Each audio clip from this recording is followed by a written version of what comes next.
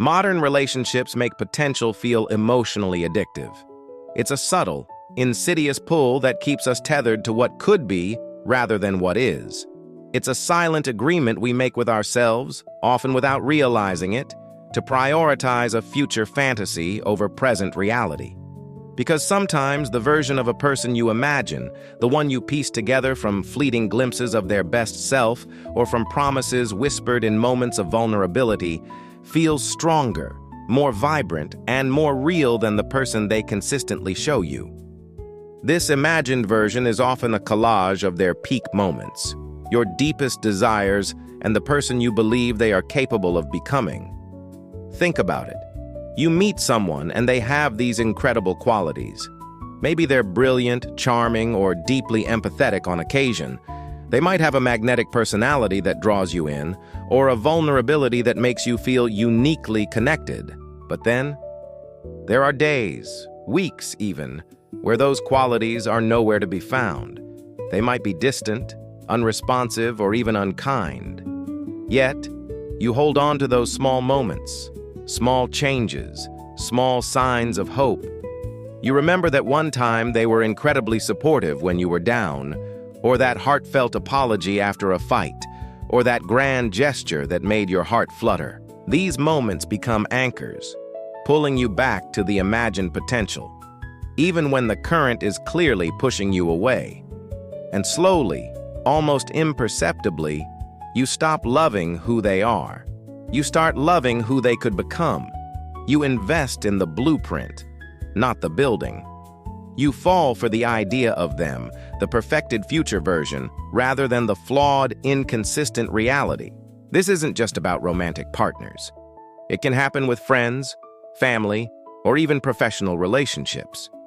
You see the CEO they could be, not the one who consistently misses deadlines.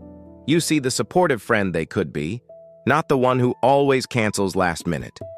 By the end of this video, you'll understand why people stay attached to potential, and why hope, when misdirected, can keep you emotionally stuck longer than reality ever could. We'll explore the psychological mechanisms that make this trap so compelling and how to break free.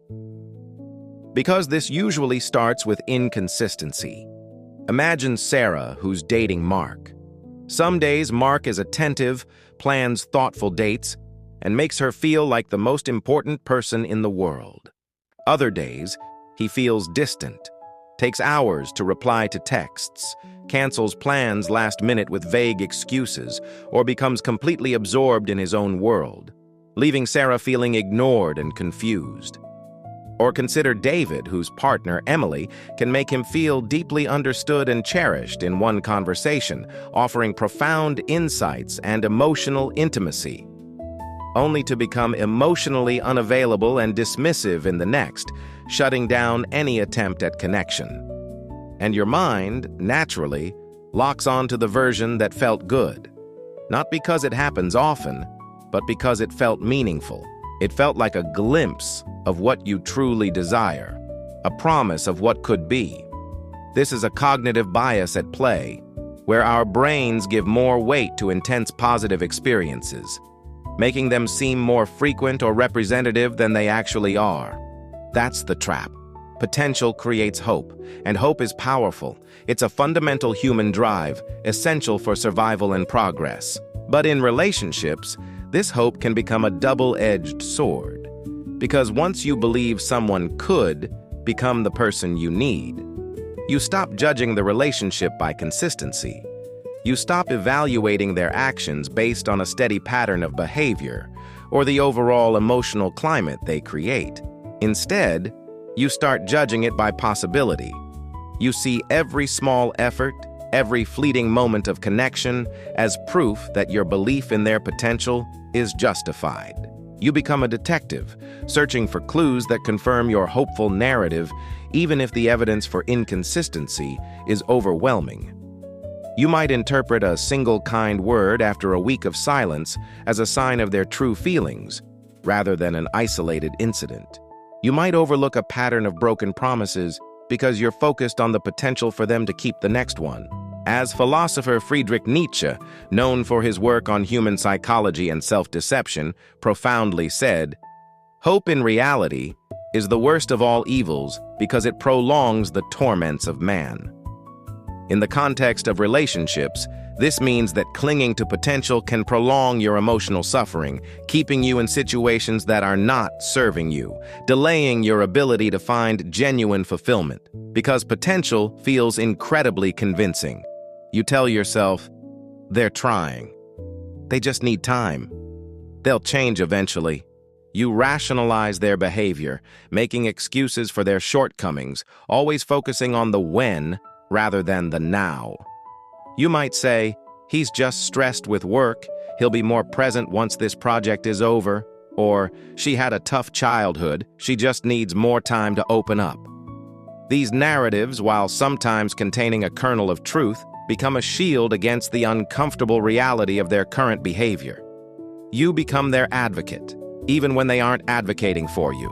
So instead of accepting the pattern, the cycle of inconsistency, the emotional whiplash, you stay emotionally attached to the future version of them. You're in a relationship with a ghost, a projection of who you want them to be, rather than the living, breathing person in front of you. This can lead to years spent waiting, hoping, and sacrificing your own needs for a person who may never materialize. If this feels familiar, if you found yourself in this cycle, there are more videos like this in the Relationships and Identity playlist. And if you want more perspective like this, subscribe to Daily Reset Lab for insights that help you navigate the complexities of modern life and relationships. The deeper problem is this: when you romanticize potential, you stop responding to reality. You become desensitized to the red flags, the unmet needs, the emotional neglect. You might even start to believe that you are the problem, that if you just loved them harder, understood them more, or were more patient, they would finally become the person you envision. A good week, a single thoughtful gesture, resets your hope. A small improvement feels bigger than it actually is, disproportionate to the overall pattern. For example, if they finally remember your birthday after forgetting it for years, that single act might overshadow all the previous neglect, making you believe a fundamental shift has occurred. And suddenly, you're tolerating patterns you would normally walk away from. You might find yourself accepting less communication, less effort, or less emotional intimacy than you deserve. All because you're holding out for that potential to materialize. You're not being too caring. You're being too hopeful in the wrong way.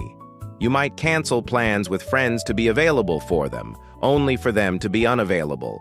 You might constantly initiate contact, only to receive minimal reciprocation. So the problem isn't that you care too much. The consequence is, you become attached to possibility instead of consistency. And over time, that creates profound emotional confusion.